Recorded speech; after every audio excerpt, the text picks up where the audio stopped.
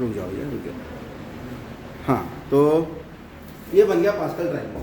अब इसे चाहे कितने लंबा खींच लो, आप दोनों को जोड़ के बीच में लिखेंगे 6 10 5 15 10 10 20 10 5 15 5 और 6 1 1 बढ़ाते रहो उसको। अब सवाल ये उठता है ये है क्या, ठीक है। ये बताओ a प्लस b की घात 1 कितना होता है, बड़ा उसके सवाल पूछ लिया हमने, ठीक है। a प्लस b की घात 2 कितना होता है, a square plus 2ab plus a plus b की घात 3 कितना होता है, a cube plus 3a square b plus 3ab square plus, ठीक है। और a प्लस b की घात 4 कितना होता है। अब परेशानी नहीं, चलो फिर भी मेहनत कर लेंगे, a प्लस b की घात 3 की गुणा a प्लस b से कर लेंगे, ठीक है। मेहनत पड़ेगी। और a प्लस b की घात अगर 5 निकालना हो या 15 निकालना हो या 25 निकालना हो, समस्या। एक और चीज़ विशेष यहाँ पे देखिए, अगर घात 1 है तो पद 2 है। अब ये जो पद आएगा, ये जो शब्द में टर्म इंग्लिश में, पद क्या होता है कि कोई भी व्यंजक है उसमें जितने भी प्लस और माइनस के निशान के साथ में संख्या लिखी होती है, प्लस के साथ में 2 लिखी, द्विपद हो गया। और a plus b plus c होता तो त्रिपद होता, और अगर खाली a होता एक पद ही होता, बस में। तो हमारे चैप्टर का नाम है द्विपद प्रमेय। क्या नाम है, द्विपद प्रमेय। अंग्रेजी में कहते हैं इसे प्रमेय कह दो, चाहे प्रसार कह दो, बाइनोमियल थ्योरम। क्या है द्विपद प्रमेय और क्या है बाइनोमियल एक्सप्रेशन। तो द्विपद प्रमेय है a प्लस b की घात n निकालने का तरीका। यानी अभी तक हमने जो पढ़ा है वो ज़्यादा घात 3 तक हम लोग सूत्र याद करते थे। अब मान लीजिए हमें 3 से ज़्यादा घात जितनी चाहे उतनी निकालनी है, तो उसके लिए अनंत मान लो पद हैं, अनंत पद निकालने हैं, तो उसको निकालने के लिए ये द्विपद प्रमेय जो है वो हमारी यूज में आता है। पहली बात तो ये कि यूज क्या है चैप्टर। दूसरी चीज़, अब पास्कल ट्रायंगल क्या है इसको समझते हैं। a प्लस b की घात 1 है, ये पहला पद और ये दूसरा पद। जरा आ जाओ इधर, a प्लस b की घात 1, a का गुणांक 1 और b का गुणांक 1। a प्लस b की घात 2, तो घात 2 है तो पहले घात 2 और गुणांक 1 प्लस गुणांक 2, फिर a की एक घात कम करो, 2 में से कम करी कितनी हुई 1, गुणा जो दूसरा पद लिखा है b उसकी उतनी घात लगा दो जितनी a की कम करी। कितनी कम करी है 1, b की घात 1 प्लस अब a की एक और घात कम करो, 1 माइनस 1 0, या फिर तीसरे पद पाओ तो a की 2 घात कम करो 0 और b की उतनी लगा दो, b की घात तो गुणांक ये वाला है। ऐसे ही यहाँ पर अगर हम a प्लस b की घात 3 निकालेंगे तो सबसे पहला पद जो है वो यहाँ आएगा a की घात 3। यहाँ पर जो आएगा वो 3 गुणांक होगा, एक घात कम कर दोगे इसकी 2 रह गई, जितनी कम करी उतनी बढ़ा दो। तीसरा पद आएगा फिर एक कम करो a, ठीक है, और जितनी कम करी उसकी इसमें बढ़ा दो, फिर एक कम करो 0 हो गई, तो कितना इसकी एक बढ़ा दो। या फिर मैं ये कहूँ कि पहले पद में b की घात 0, दूसरे पद में a की एक घात कम करेंगे, b की एक घात बढ़ाएंगे, तीसरे में a की 2 घात कम करेंगे 3 में से और b की 2 घात कर देंगे, और चौथे में a की 3 घात कम करेंगे और b की 3 घात करेंगे।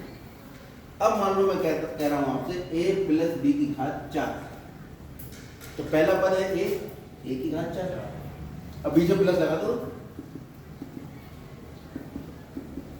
आगे बढ़ता है, ठीक है। अब यहाँ a प्लस b की घात 4 है तो a का गुणांक क्या है प्लस अगला कितना आएगा 4, a की घात 1 कम करो कितनी रहेगी 3, या फिर मैं ऐसे पूरा लिख के दिखा दूँ 4 माइनस 1, b की घात 1 प्लस 6 a की घात 4 माइनस 2, b की घात 2 प्लस a की घात 4 माइनस 3, b की घात 3 प्लस a की घात 4 माइनस 4, b की घात 0। a प्लस b की घात 5 का प्रसार अगर निकालें ए की घात सबसे बड़ी 5 प्लस तो गुणांक 5 है, ए की घात 5 माइनस 1 बी की घात 1 प्लस ए की घात 5 माइनस 2 बी की घात 2 प्लस ए की घात 5 माइनस 3 बी की घात 3 प्लस ए की घात 5 माइनस 4 बी की घात 4 प्लस ए की घात 5 माइनस 5 बी की घात। ऐसे ही आप पास्कल ट्रायंगल आप बनाते जाओगे। अगला पास्कल ट्रायंगल का ये क्या आएगा, 6 और 1 7, एक यहाँ है भाई, दोनों को जोड़ के बीच में लिख देना, 15 और 6 21 35 35 21 7। और ट्रायंगल क्यों कर रहे हैं इसको, ये देखो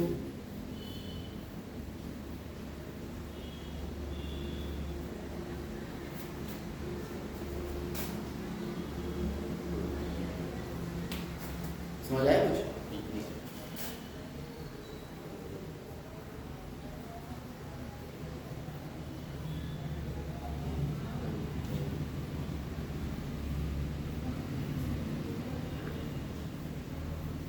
ये ऐसे छोटे छोटे ट्रायंगल आपको मिलते जाएंगे जिसके एक्सट्रीम पे 1 1 होगा, ठीक है। तो इसलिए इसको हम पास्कल ट्रायंगल कहते हैं। ये भी देखो, ये भी विशेष है, 2 3 3 ऐसे एक ये बन रहा है, एक ये बन रहा है। अभी हम समझाएंगे इनको क्या है। तो यहाँ पर ए की ए प्लस बी की घात 4 5 भी निकाल दिया। अब जरा बताना ए प्लस बी की घात 6 कितनी होगी, बताओ। ए की घात 6 चलो प्लस गुणांक यहाँ से पता लग रहा है। चलो एक गुणांक का कोई पैटर्न तो नहीं है, नहीं कभी कोई पैटर्न होता हो, चेक कर लेते। ये 1 जो है इसे हम लिख सकते हैं, जब यहाँ देखो ये 1 लिखा है, इस 1 की जगह अगर मैं लिख दूँ 3C3, क्योंकि हमने एक सूत्र पढ़ा है NCR बराबर NCN माइनस R, तो 3C3 बराबर 3C3 माइनस 3C0, इसका मान कितना होता है?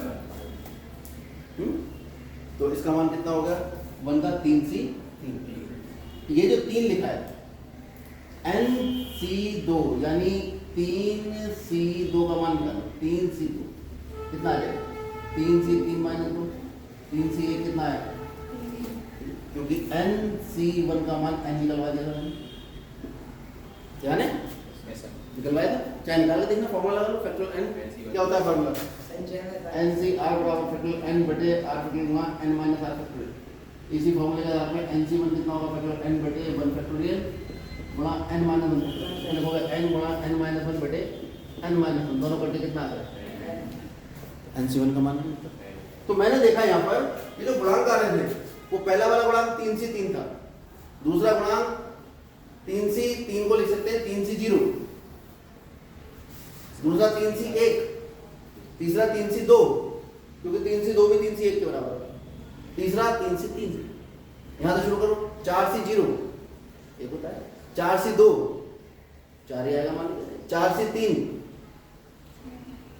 क्या कर बोलोगे, 4 है ना, 4C0 1 हो गया, 4C1 4 हो गया, 4C2 6 हो गया, 4C3 वो फिर 4C4 माइनस 3 4C1 हो गया, 4C4 वो 4C4 माइनस 4 0 हो गया, 4C0 5 निकालना है तो ये 5C0, ये 5C1, ये 5C2 निकाल के देख लेना 10 ही आएगा, ये 5C3 क्योंकि 5C3 को लिखोगे 5C5 माइनस 3 5C2 हो गया, यानी 5C3 5C2 के बराबर होता है, इसलिए हम लोग को 10 है।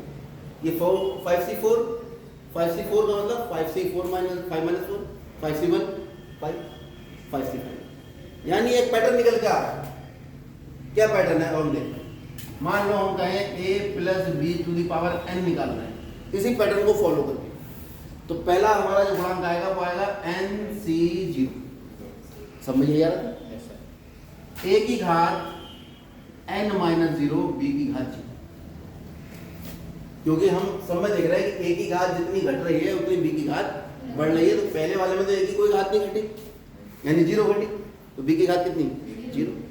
दूसरा गुणांक आता है NC1, a की घात n माइनस 1 b की घात, तीसरा आता है NC2, ए की घात n माइनस 2 बी की घात 2। फिर चौथा आता है nc3 बी की घात ए की घात n माइनस 3 बी की घात 3 प्लस nc4 ए की घात n माइनस 4 बी की घात 4 डेट चल सर। और लास्ट में कितना आएगा ncn ए की घात n माइनस n बी की घात। सवाल ये उठता है कि जब हम घात निकाल रहे हैं बाइनोमियल की तो निकाल रहे हैं, द्विपद की तो निकाल रहे हैं, द्विपद की घात तो कितने पद आ रहे हैं। जैसे घात 1 निकाली तो कितने पद आए 2, घात 2 निकाली कितने पद आए 3, घात 3 निकाली कितने पद आए 4, घात 5 निकालोगे 4 निकालोगे 5, 5 निकालोगे 6। ऐसे ही n निकालोगे तो कितने पद आने चाहिए n प्लस 1 आने चाहिए। जितनी घात द्विपद की हम ले रहे हैं उसका जब हम प्रसार करते हैं, प्रसार किया हमने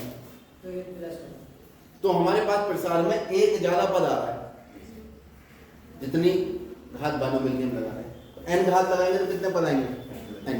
क्लियर हो गई बात। अच्छा a माइनस बी अगर निकालें तो nc0 a की घात n माइनस 0 b की घात। ये a माइनस b का जो मतलब होगा, पहले उसका मतलब a माइनस बी का मतलब होगा a प्लस माइनस बी की घात n। ये तो मतलब होगा। तो अगर इसमें हम लगाएंगे तो nc0 a की घात n माइनस 0 माइनस बी की घात 0, nc1 a की घात n माइनस 1 माइनस बी की घात 1, nc2 a की घात n माइनस 2 माइनस बी की घात 2। और ऐसे ये चलता जाएगा और लास्ट में आएगा ncn a की घात n माइनस n और माइनस बी की घात। इसमें कोई दिक्कत किसी को भी नहीं। अब हम a माइनस बी की घात n का प्रसार अगर निकालें तो आएगा nc0 a की घात n माइनस बी की घात 0। आप देखो माइनस की घात 1 है तो माइनस में आएगा nc1 a की घात n माइनस 1 b की घात। ये प्लस है, माइनस की घात 2 प्लस हो जाएगा तो nc2 a की घात n माइनस 2 b की घात प्लस। जैसे nवां पद आ रहा है वैसे बीच में rवां पद भी तो आ सकता है, mवां पद भी तो आ सकता है। तो अगर मैं rवां पद लिखूं तो क्या आएगा बीच में ncr। यहाँ पे लिख देता हूँ बीच में, इसको थोड़ा सा छोटा करके data dash plus ncr a की घात n minus r minus b की घात r प्लस डेटा डैश। तो ये जो rवां पद मैं बीच में लिख रहा हूँ इसको जब मैं हल करूंगा तो ये डेटा डैश तो याद रखोगे प्लस ये आएगा माइनस 1 की घात r माइनस b से माइनस 1 की घात r तो नहीं पता ना इवन है ऑड है तो माइनस 1 की घात r लिख दिया। इवन होगा तो प्लस हो जाएगा, ऑड होगा तो माइनस। a की घात n माइनस r b की घात r प्लस डेटा डैश और nवां पद है ncn a की घात n माइनस n तो 0 हो गया n माइनस n 0। तो किसी भी नंबर की घात 0 1 और कितना आ गया b की घात n और साथ में इधर लिख दो प्लस माइनस 1 की घात n, क्योंकि माइनस 1 का भी नहीं पता n का भी नहीं पता मुझे कि वो धनात्मक है या ऋणात्मक। अब आप यहाँ पे n के मान डालते जाओ और दुनिया का कोई भी प्रसार निकाल सकते। आपसे कहीं एक दिन की घात बाहर निकालो 13 पद आएंगे। शुरुआत ऐसे होगी, ठीक है nc0 ये। अब इसको याद कैसे रखा जाए, पैटर्न तो दिमाग में बस गया होगा। अब हमने बनाया एक सामान्य पद, अभी नहीं बताया, अभी खाली प्रसार में रहता है, ठीक है। तो या समझा दे। एक होता है सिग्मा, क्या कहते हैं इसको? इसका मतलब ऐसा समझो कि अगर मैं कह रहा हूँ r बराबर 0 से 1 0 से 5 a r सही लगा। इसका मतलब क्या है कि r का मान 0 से शुरू करोगे a0 plus a1 plus a2 plus a3 plus a4 plus यानी नीचे से शुरू करना है और जो सफिक्स दिया है उसमें वो मान एक एक करके बढ़ाते हुए जाना, बीच में प्लस का निशान लगाना। ये होता है समेशन या सिग्मा का मतलब। क्लियर हो गया सबको? अगर मैं इतना बड़ा लिखने की जगह एक इसको समेशन के रूप में लिखूं तो मैं कैसे लिखूंगा? a प्लस बी की घात n को लिख सकते हैं समेशन r बराबर 0 से n NCR a की घात n माइनस r b की घात r। आप r का मान 0 से शुरू करिए और n तक करते जाइए, आपके पास सारे पद निकल आएंगे। आ जाएंगे। ये तो बड़ा विशेष हो गया। ये वाला जो पद है जिसको हमने क्या कहा था आरवा पद, लेकिन ये आरवा नहीं है क्योंकि शुरुआत कहाँ से हो रही है? 0 से। जहाँ 0 आ रहा है वो पहला पद है, जहाँ 1 आ रहा है वो दूसरा पद है, जहाँ 2 आ रहा है वो तीसरा पद है, जहाँ 3 आ रहा है वो, जहाँ r आ रहा है वो कौन सा पद होगा? r plus 1। तो द्विपद प्रमेय के प्रसार में जो सामान्य पद होता है वो r प्लस 1वां पद होता है, जिसे जनरल टर्म कहते हैं। यही सबसे ज़्यादा महत्वपूर्ण होता है, जनरल टर्म। अब हम टॉपिक को अपने ले जाते हैं सामान्य पद। द्विपद a प्लस b की घात n के प्रसार में सामान्य पद, द्विपद पद, सामान्य पद जो होता है वो होता है r प्लस 1 वहाँ पर। अब पहुँच जाओ समांतर श्रेणी पर। पहला पद a1 होता, दूसरा पद a2 होता, तीसरा पद a3 होता। तो ये जो r प्लस 1वां पद है ये कौन सा हुआ? ये r प्लस 1। याद है? a का मतलब पद, या t लिख लो, टर्म, t फॉर टर्म, और नीचे r प्लस 1 का मतलब r प्लस 1 मीटर। r का मान 0 लगाओगे तो कौन सा टर्म आएगा? पहला 0 प्लस। r का मान अगर लगाओगे यहाँ if r बराबर 0 तो t 0 प्लस 1 कौन सा पद आएगा? t ये क्या है? और r का मान अगर 1 लगाओगे तो t 1 प्लस 1 कितना आएगा? t2 कौन सा पद है ये पद? किसके प्रसार में? इसके प्रसार। तो बच्चे इसमें बड़े कंफ्यूज रहते हैं। r के मान को 0 को वो सोचते हैं कि 0वां पद है ना, क्योंकि जो सिस्टम डेवलप हुआ, सिग्मा हमने बनाया और जनरल पद निकालने की कोशिश करी, ठीक है, तो वो r प्लस 1वां पद आ रहा था क्योंकि पहले पद में ही r मतलब 0 आ रहा है, दूसरे पद में 1 आ रहा है। तो हमने कहा जिसमें r आ रहा है वो जनरल पद मानो, बढ़िया रहेगा, है ना। तो nवां मान लेते तो वो आखिरी होता है, उससे सारे नहीं निकलते, r में से सारे निकल आएंगे। ठीक, तो अगर हम r प्लस 1वां पद निकालें इसका, तो वो निकल के यही वाला आ रहा है जो मैंने निकाला। तो किसी भी बानोमेल के प्रसार को a प्लस b की घात n आपको निकालना है और छोटे रूप में लिखना है, तो सिग्मा r बराबर 0 से शुरू होगा, 1 पे जाके कहाँ जाके खत्म होगा? n। अगर ये 5 होता तो 5 पे जाके खत्म होता, तो 6 पद आते। 2 होता 2 पे जाके खत्म होता। ये आया, ये होता है NCR a की घात n माइनस r। a मतलब जो पहले लिखा है, इससे कोई मतलब नहीं कि a का मतलब जो पहले लिखा है, इसे xy भी कह सकते, और जो बाद में लिखा है उसकी घात, जहां PR प्लस 1 बराबर कितना है? NCR a की घात n माइनस r b की घात r। सामान्य पद है। इस पूरे चैप्टर में इसी पद की महिमा है, बाकी कुछ नहीं करना है, सामान्य पद ही निकालना है और सामान्य पद के अनुसार ही सारी कैलकुलेशन होगी। ठीक है, तो याद रखोगे किसी का भी सामान्य पद। अब मान लो हमने आपसे कह दिया कि 3x प्लस 7y की घात 5 का सामान्य पद ज्ञात करो। लो ये सवाल है, सामान्य पद कौन सा होता है? हमेशा r प्लस 1वां पद। तो t r प्लस 1वां पद, इसका मतलब है r प्लस 1वां पद। कहाँ? इसके प्रसार। पूरी बात अगर लिखें, 3x प्लस 7y की घात 5 के प्रसार में r प्लस 1वां पद। जिसका भी सामान्य पद पूछेगा उसके प्रसार में r प्लस 1वां पद जो है वो सामान्य पद है। और सामान्य पद कैसे निकलता है? NCR, तो n का काम 5 कर रहा है, 5CR।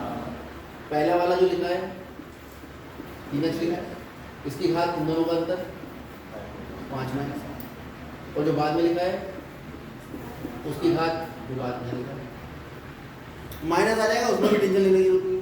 मान लीजिए अब और समझो एक चीज, अगर हम कहें कि 3x प्लस 7y की घात 5 का प्रसार क्या होगा, तो वो प्रसार होगा सिग्मा r बराबर 0 से 5 टी आर। हमेशा किसी भी जो द्विपद है जिसमें घात कुछ लगी है, घातांक है, द्विपद का घातांक, उसका प्रसार होता है सिग्मा जनरल पद। और जनरल पद में जो r का मान है वो 0 से शुरू होता है और जितनी घात होती है वहाँ जाके खत्म।